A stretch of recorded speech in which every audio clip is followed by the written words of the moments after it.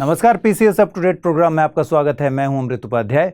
दिन भर में चर्चा में रहे नेशनल इंटरनेशनल इंपॉर्टेंट इवेंट्स के साथ साथ राज्य स्तर की सूचनाओं को कवर करने वाले इस प्रोग्राम को इस तरह डिजाइन किया जाता है कि आपकी परीक्षा में इससे सवाल बन सकें। हमें उम्मीद है कि सभी पीसीएस परीक्षाओं के लिए ये प्रोग्राम बहुत उपयोगी साबित होगा और आज से हम एक नई शुरुआत कर रहे हैं। हर खबर के साथ एक प्रैक्टिस क्वेश्चन भी दे रहे हैं जिसे सॉल्व करना है आपको और कमेंट बॉक्स में हमें बताना है कि उसका सही आंसर क्या है। आइए खबरों की शुरुआत करते हैं। भारत सरकार ने बीबीबी यानी बैंक बोर्ड ब्यूरो में कुछ संशोधन करके उसे एफएसआईबी यानी फाइनेंशियल सर्विसेज इंस्टीट्यूशंस ब्यूरो में तब्दील करने की कवायद शुरू कर दी है। गौरतलब है कि बीबीबी बैंकों और वित्तीय संस्थानों के प्रमुखों को अपॉइंट करने का काम करता था। इसका गठन साल 2016 में किया गया था। इसे कुछ बदलावों के साथ एफएसआईबी में तब्दील किया जा रहा है। दरअसल पिछले साल दिल्ली हाई कोर्ट ने अपने एक फैसले में कहा था कि बीबीबी राज्य के तहत आने वाले जनरल इंश्योरेंस कंपनीज के प्रमुखों को नियुक्त करने के लिए कॉम्पिटेंट बॉडी यानी योग्य संस्थान नहीं है। आपको बता दें कि appointments committee of the cabinet ने डिपार्टमेंट ऑफ फाइनेंशियल सर्विसेज से nationalised banks management and miscellaneous provisions scheme of 1980 में जरूरी बदलाव करने को कहा है, जिससे सरकार के रिजोल्यूशन के जरिए एफएसआईबी के गठन को मंजूरी दी जा सके, जो कि बैंकों और वित्तीय संस्थानों के पूर्णकालिक निदेशकों और गैर कार्यकारी अध्यक्षों की नियुक्ति के लिए जिम्मेदार होगा। साथ ही इन संस्थानों में पूर्णकालिक निदेशकों के लिए code of conduct and ethics तैयार करने के लिए सलाह भी मुहैया कराएगा। हाल ही में एक अंतर मंत्रालयी पैनल ने सरकारी खाद्य सुरक्षा वाली योजनाओं में प्रोटीन रिच डाइट के लिए सुझाव दिया है। समिति ने नेशनल फैमिली हेल्थ सर्वे 5 की रिपोर्ट्स का हवाला देते हुए ये सलाह दी है। इस पैनल में खाद्य मंत्रालय, स्वास्थ्य मंत्रालय, महिला एवं बाल विकास मंत्रालय, शिक्षा मंत्रालय के ऑफिशियल्स शामिल हैं। इसके अलावा Indian Council of Medical Research और Food Safety and Standards Authority of India के वैज्ञानिक भी शामिल थे। समिति ने प्रोटीन रिच फूड मसलन अंडे, नट्स और दालों के अलावा micro nutrients, calcium, zinc, iron, vitamin A को शामिल करने की सलाह दी है। साथ ही इसे विधिक तौर पर जरूरी बनाने के लिए नेशनल फूड सिक्योरिटी एक्ट 2013 के शेड्यूल 2 में बदलाव करने का सुझाव भी सौंपा है। आपको बता दें कि नेशनल फूड सिक्योरिटी एक्ट 2013 की अनुसूची 2 यानी शेड्यूल 2 में मिड डे मील, पीएम पोषण और एकीकृत बाल विकास सेवा योजना जैसे सरकारी खाद्य सुरक्षा कार्यक्रमों के लिए पोषण मानकों को निर्धारित किया गया है। वर्तमान में ये केवल कैलोरी और प्रोटीन के संदर्भ में पर मील पोषण की मात्रा निर्धारित करती है, लेकिन अंतर मंत्रालयी पैनल ने माइक्रो न्यूट्रिएंट्स को भी ध्यान में रखने के लिए कहा है। 4 जुलाई को स्वतंत्रता सेनानी अल्लूरी सीताराम राजू की जयंती मनाई जाती है। इस मौके पर प्रधानमंत्री ने आंध्र प्रदेश के भीमावरम में 30 फुट लंबे ब्रॉन्ज स्टैच्यू का अनावरण किया।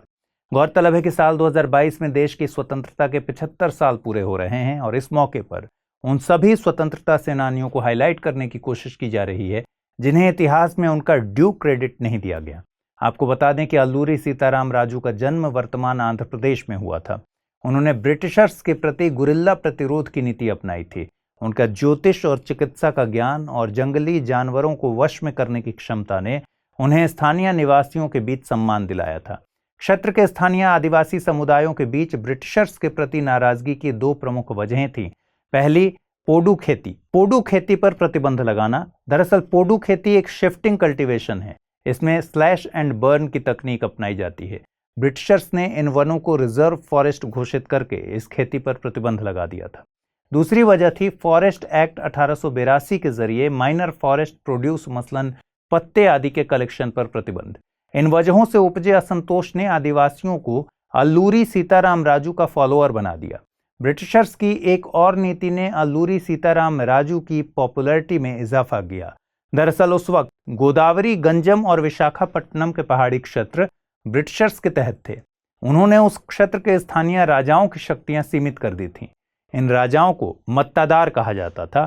इन्होंने भी अल्लूरी सीताराम राजू के नेतृत्व में ब्रिटिशर्स के खिलाफ विद्रोह किया।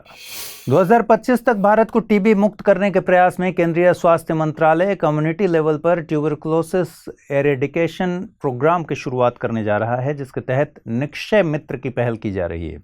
इस पहल के अंतर्गत लोगों को निक्षय मित्र बनने का अवसर दिया जाएगा, जो टीबी के मरीजों को एडॉप्ट करेंगे और उनके न्यूट्रिशनल, डायग्नोस्टिक, वोकेशनल और मेडिसिन की ज़रूरतों को पूरा करेंगे। इसके लिए मंत्रालय ने एक डिजिटल प्लेटफॉर्म तैयार किया है जहां भारत में रहने वाला कोई भी व्यक्ति अपना रजिस्ट्रेशन कर सकता है। अब तक लगभग 6000 लोग खुद को निक्षय मित्र नोटिफाई कर चुके हैं।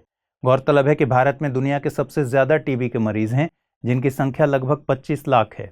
एक सरकारी रिपोर्ट के मुताबिक कोविड-19 के चलते नेशनल टीबी एलिमिनेशन प्रोग्राम की इफेक्टिवनेस कम हो गई है और 2021 में 2020 के मुकाबले 19% ज्यादा टीबी मरीज नोटिफाई किए गए हैं। स्वास्थ्य मंत्रालय के टीबी प्रेवलेंस सर्वे 2019 टू 2021 के मुताबिक दिल्ली, राजस्थान, उत्तर प्रदेश, हरियाणा और छत्तीसगढ़ सबसे ज्यादा प्रभावित राज्य हैं।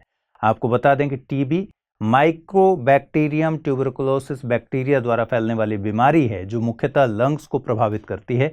यह दवाइयों से ठीक हो सकती है, लेकिन जागरूकता के अभाव में हमारे समाज के लोग टीबी मरीजों से दूरी बनाए रखते हैं, जिसके चलते उनकी देखभाल ठीक से नहीं हो पाती। निक्षय मित्र समाज में फैले इस स्टिग्मा को दूर करने की दिशा में एक अहम कदम है। रिपोर्ट्स के मुताबिक सूर्य ने अपनी 11 साल की साइकिल की शुरुआत कर ली है और बहुत एक्टिव फेज में आ गया है। बताया जा रहा है कि इसके चलते आसमान में सोलर फ्लेयर्स देखने को मिलेंगे। वैज्ञानिकों के मुताबिक ये सोलर फ्लेयर्स बहुत खतरनाक साबित हो सकती हैं, क्योंकि इनकी वजह से सैटेलाइट्स वापस धरती की ओर आने लगी हैं। गौरतलब है कि सूर्य हर 11 साल में अपने मैग्नेटिक फील्ड की दिशा उलट देता है, यानी उसके नॉर्थ और साउथ पोल फ्लिप हो जाते हैं। इस फ्लिप के कारण सूर्य की चुंबकीय ऊर्जा रिलीज होती है और उससे निकलने वाली रोशनी और पार्टिकल्स से सोलर फ्लेयर्स बनती हैं। ये कुछ ही मिनटों तक रहती हैं, लेकिन अगर ये पृथ्वी की तरफ आ जाएं तो खतरनाक साबित हो सकती हैं। ये फ्लेयर्स पृथ्वी के मैग्नेटिक फील्ड को इफेक्ट कर सकती हैं, जिसके कारण रेडियो ब्लैकआउट्स हो सकते हैं और सैटेलाइट कम्युनिकेशन जैसे कि electric power grid, internet, mobile phones, navigation signals आदि भी इम्पैक्ट हो सकते हैं। साथ ही इसके कुछ और गंभीर प्रभाव भी दर्ज किए गए।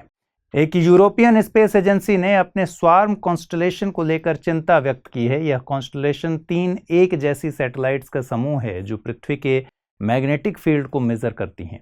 ईएसए के स्वार्म मिशन के मैनेजर के मुताबिक पिछले 5-6 सालों में ये सैटेलाइट्स हर साल लगभग 2.5 किलोमीटर धरती की ओर और खिसक रही थी, लेकिन पिछले साल दिसंबर से ऐसा लग रहा है मानो वे डूब रही हों।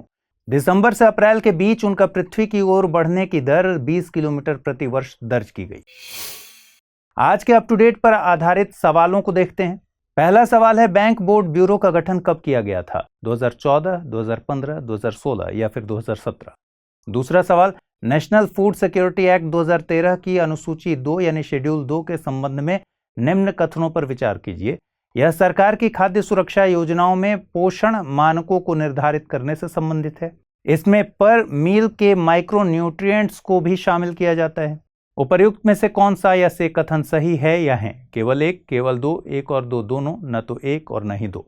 तीसरा सवाल है, निक्षय मित्र पहल संबंधित है टीबी के उन्मूलन से, एड्स के उन्मूलन से, कोविड रोगियों की सहायता के लिए या फिर अक्षय ऊर्जा को बढ़ावा देने के लिए? चौथा सवाल है, पोडू खेती का संबंध है शिफ्टिंग कल्टीवेशन से, हाइड्रोपोनिक्स से, गोंड जनजाति में विवाह के अवसर पर होने वाले आयोजन से, चावल की विशेष पद्धति से होने वाली खेती से?